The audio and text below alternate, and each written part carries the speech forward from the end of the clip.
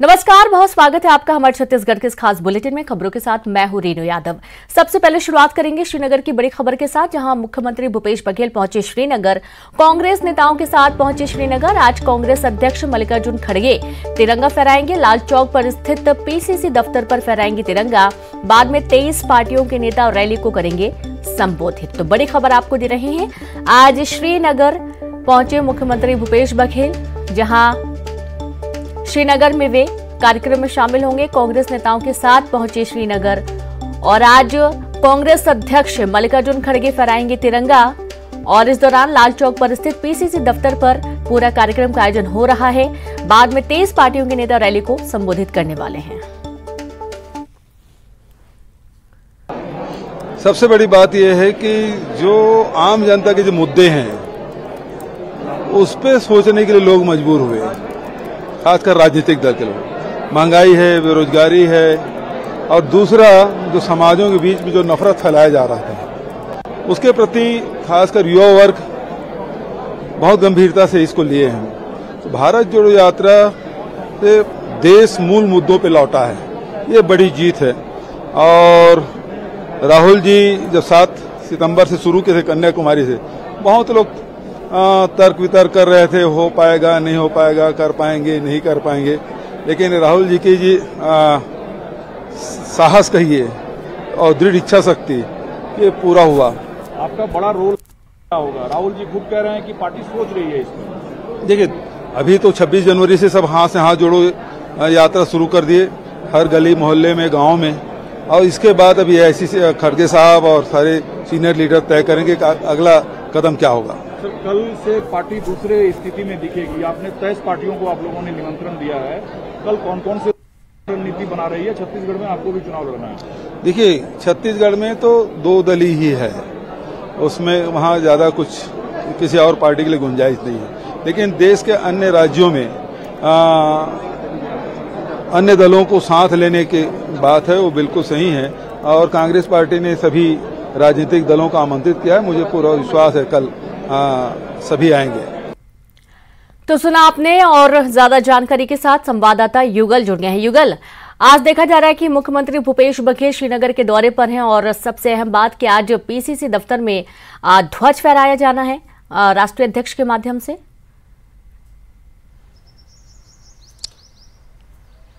जी देखिए, 10 बजे मुख्यमंत्री भूपेश बघेल श्रीनगर पहुंचेंगे, कांग्रेस कार्यालय वहां पहुंचेंगे। छत्तीसगढ़ के तमाम जो बड़े नेता हैं, यहां तक के जो आबकारी मंत्री कवासी लखमा है वो भी जाएंगे। कई बड़े पदाधिकारी हैं वो भी जो इस भारत जोड़ो यात्रा का जो अंतिम दिन है उसमें शामिल होंगे। और जिस तरह से 14 जो राज्य हैं, 75 जिलों में कांग्रेस की भारत जोड़ो यात्रा जो है निकली है, और ये कहा जा सकता है कि छत्तीसगढ़ के लगातार जितने भी बड़े कांग्रेस के पदाधिकारी हैं, जो मंत्री हैं, विधायक हैं, तमाम लोगों ने इस भारत जोड़ो यात्रा में अन्य जगहों पर जा करके शामिल हुए हैं। और चूंकि आज अंतिम दिन है, उसके बाद छत्तीसगढ़ में हाथ से हाथ जोड़ो अभियान की भी शुरुआत हो गई है। जैसे ही भारत जोड़ो यात्रा समाप्त होगी, उससे पहले ही हाथ से हाथ जोड़ो अभियान चलाया जा रहा है। और पूरे कांग्रेस जो है केंद्र सरकार के जो अव्यवस्था है तमाम उनको लेकर के जन जन तक जा रहे हैं। और ये कहा जा सकता है कि लोकसभा का चुनाव 2024 में होगा, उसकी तैयारी है। और छत्तीसगढ़ में 2023 में जो विधानसभा का चुनाव जो होगा उसके लिए पूरी तरीके से कमर कसा जा चुका है। और इसी कड़ी में जो मुख्यमंत्री भूपेश बघेल हैं वहां पर जाएंगे और शामिल होंगे। और शाम लगभग 6:45 बजे हैं वो मुख्यमंत्री भूपेश बघेल छत्तीसगढ़ है वो वापस लौटेंगे। जी बिल्कुल, बहुत शुक्रिया आपका युगल तमाम जानकारी के लिए। तो आप देखिए कि मुख्यमंत्री भूपेश बघेल पहुंच चुके हैं श्रीनगर, और आज 10 बजे से ये पूरा कार्यक्रम शुरू होने वाला है, जहां पर भारत जोड़ो यात्रा का समापन आज होगा।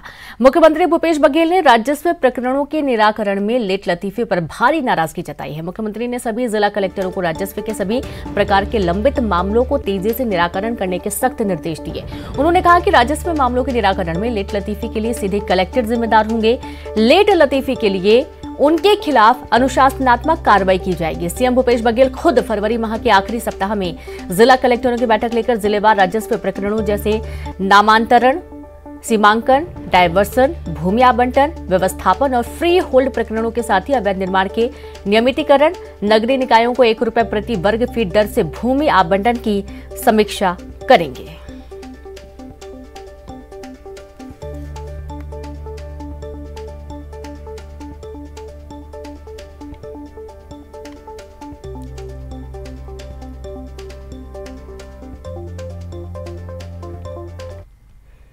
खबर बलरामपुर से, जहां पर बीजेपी का विधानसभा स्तरीय कार्यकर्ता सम्मेलन आज से शुरू होने जा रहा है। रामानुजगंज विधानसभा के धनगांव में कार्यकर्ता सम्मेलन का आयोजन पूर्व मंत्री ब्रजमोहन अग्रवाल, पुन्नू लाल मोहले करेंगे शिरकत, जहां पूर्व राज्यसभा सांसद राम विचार नेताम भी शामिल होंगे। तो बलरामपुर से खबर है, बीजेपी का विधानसभा स्तरीय कार्यकर्ता सम्मेलन और पूर्व राज्यसभा सांसद भी इसमें शामिल होंगे। बता दें कि आज रामानुजगंज विधानसभा के धनगांव में कार्यकर्ता सम्मेलन का आयोजन होने जा रहा है। राजनांदगांव पहुंचे पूर्व सीएम रमन सिंह ने प्रदेश सरकार पर जमकर निशाना साधा। रमन सिंह ने कहा कि कांग्रेस के शासनकाल में पूरे छत्तीसगढ़ का विकास रोक दिया है। सरकार सिर्फ घोषणाएं कर रही है, राजनांदगांव भी पिछड़ापन महसूस कर रहा है।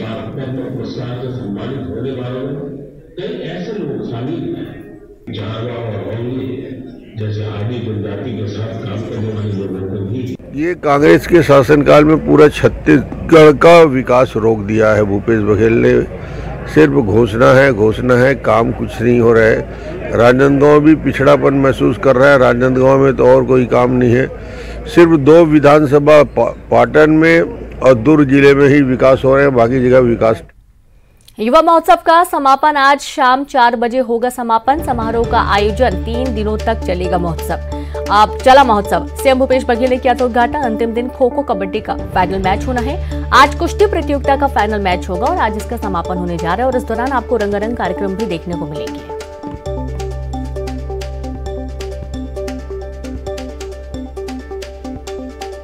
और चलिए संवाददाता युगल जुड़ गए हैं। युगल, युवा महोत्सव का आज समापन होने जा रहा है, आज क्या क्या रंग देखने को मिलेंगे इस दौरान?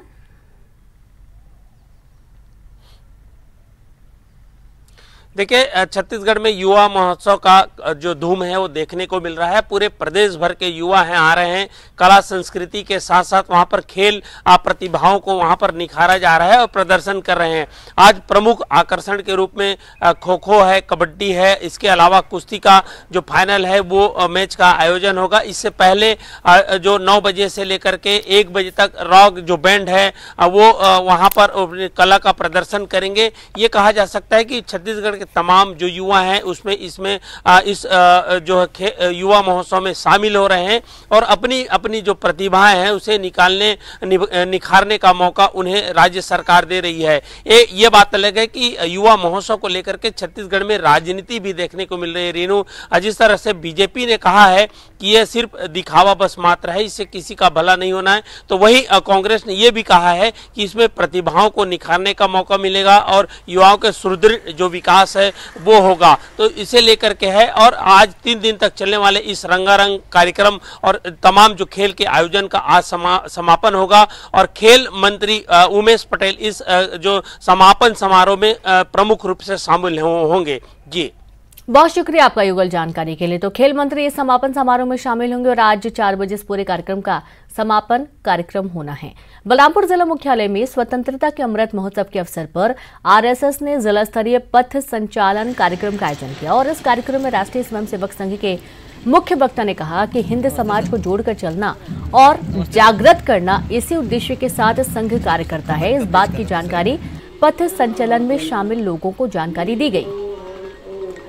पथ संचलन कार्यक्रम में बड़ी संख्या में संघ के पदाधिकारी और कार्यकर्ता शामिल हुए। जिला मुख्यालय से लगभग 8 किलोमीटर तक पथ संचलन किया गया। सारे कार्यकर्ता दूर दराज से इसमें सम्मिलित होते हैं, भाग लेते हैं और संघ का जो उद्देश्य है वो मेन नहीं है कि हम हिंदू समाज को जोड़ के चले, जागृत करके चले, जाति भेद को मिटा दें, हमारा हिंदू चाहे वो कोई भी हो एक है, ऐसा लेके चलें। इसी संदेश के साथ हम इस कार्यक्रम को आगे बढ़ाते हैं। आज का जो पथ संचलन है ये ऐतिहासिक हुआ। बलरामपुर में लगभग 8 किलोमीटर का पथ संचलन हमारे संसदों ने किया। तो रायपुर से खबर है, जहां पर उत्तर छत्तीसगढ़ में फिर बढ़ेगी ठंड। कल से न्यूनतम तापमान में हो सकती है गिरावट। हवा की दिशा बदलने की संभावना है। उत्तर की ओर से ठंडी और शुष्क हवा का हो सकता है आगमन। सबसे कम तापमान डूमरबहार में 10.8 डिग्री दर्ज किया गया। ये सबसे कम तापमान है। खबर रायपुर से है। तो उत्तर छत्तीसगढ़ में एक बार फिर से ठंड का असर देखने को मिलेगा। कल से न्यूनतम तापमान में गिरावट हो सकती है। हवा की दिशा बदलने की संभावना बनी हुई है। उत्तर की ओर से ठंडी और शुष्क हवा का आगमन हो सकता। सबसे कम तापमान डूमरबहार में 10.8 डिग्री दर्ज किया गया है। तो अभी भी कई इलाके ऐसे जो कि कोहरे की पूरी चादर से लिपटे हुए हैं और आप देखिए कि ठंड का एहसास लगातार बना हुआ है। खबर धमतरी से, जहां पर धमतरी सिहावा स्टेट हाईवे पर सड़क हादसा हुआ। सड़क हादसे के बाद इलाके में तनाव की स्थिति बनी। ग्रामीणों ने कई घंटों तक किया चक्काजाम। पुलिस की गाड़ियों में तोड़फोड़ हुई। मौके पर भारी संख्या में पुलिस बल तैनात किया गया। बार बार हो रहे हादसों से ग्रामीणों में नाराजगी भी देखी गई है। तो धमतरी सिहावा स्टेट हाईवे पर सड़क हादसे के बाद इलाके में तनाव। ग्रामीणों ने कई घंटे तक किया चक्काजाम। पुलिस की गाड़ी में तोड़फोड़ की। मौके पर भारी संख्या में पुलिस बल तैनात किया गया।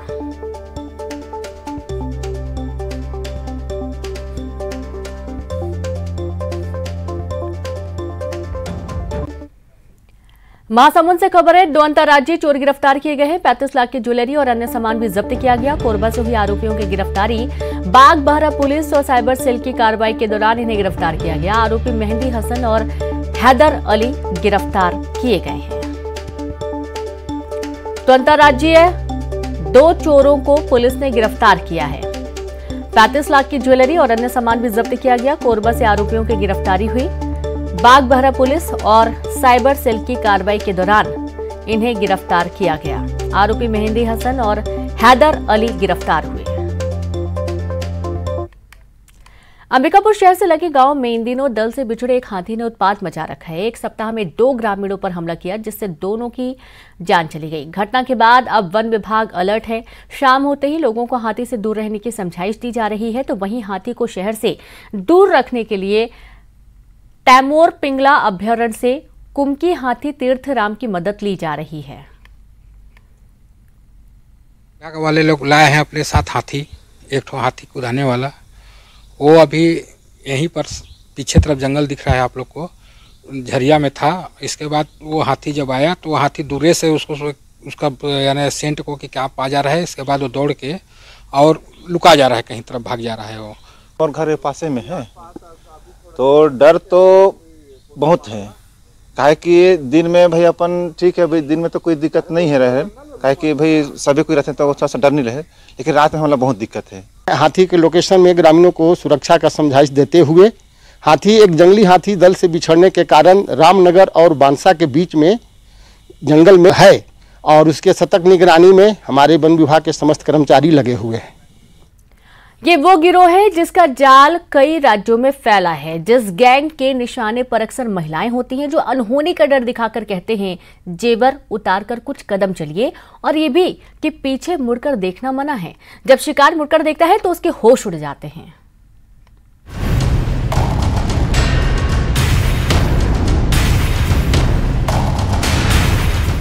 वो जैसा कहते जाते हैं उनका शिकार वैसे ही करता जाता है। सुनने में जितना अजीब है, लेकिन ये गिरोह ऐसे ही विषाद बिछाता है। अंबिकापुर में जो हुआ उससे पहले हम आपको ये बता दें, ठगी में माहिर ये गिरोह यूपी के मेरठ का रहने वाला है, जिसने एक नहीं कई राज्यों में शिकार को बातों के जाल में फंसाकर ठगी की। जिस गिरोह के निशाने पर अक्सर महिलाएं होती हैं।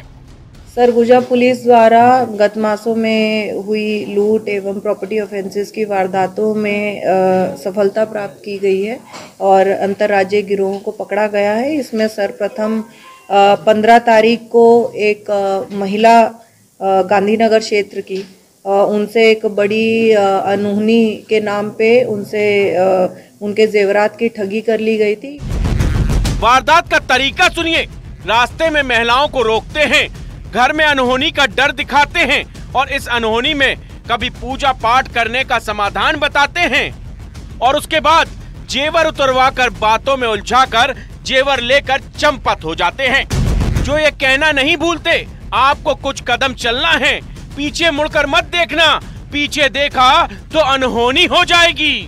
इस गिरोह में 4 लोग शामिल थे जिनको मेरठ से गिरफ्तार किया गया है और उनके पास से जो घटना में प्रयुक्त 2 पहिया वाहन था, 4 नग मोबाइल फोन और लगभग 75 ग्राम के आसपास सोना रिकवर किया गया है। दरअसल गांधीनगर थाना इलाके में रहने वाली महिला अपनी भतीजी के साथ पुराना बस स्टैंड के पास कुछ काम से जा रही थी। तभी उसे रास्ते में ठग गिरोह मिला और फिर जो हुआ उसकी शिकायत कोतवाली थाने में दर्ज हुई। ये जो गिरोह है ये अन्य भी बहुत सारी वारदातों में शामिल रहा है। इन्होंने पूर्व में गया, बिहार, दिल्ली एवं उत्तर प्रदेश, मध्य प्रदेश में भी इन्होंने क्राइम किया है। और इस गिरोह में जो रिसीवर है, जो माल को खरीदते थे, उसकी भी गिरफ्तारी की गई है। जब तफ्तीश शुरू हुई तो सीसीटीवी फुटेज में कैद हुलिये से आरोपियों तक पुलिस वाले पहुंचे। यूपी के मेरठ से गिरफ्तारी हुई। अब पुलिस वाले इन नटवरलाल की कुंडली खगाल रहे हैं। अंबिकापुर से श्रवण कुमार महंत के साथ bureau report, news 18 Madhya Pradesh, Chhattisgarh. और चलिए अब देखेंगे 25 सेकंड में खबर।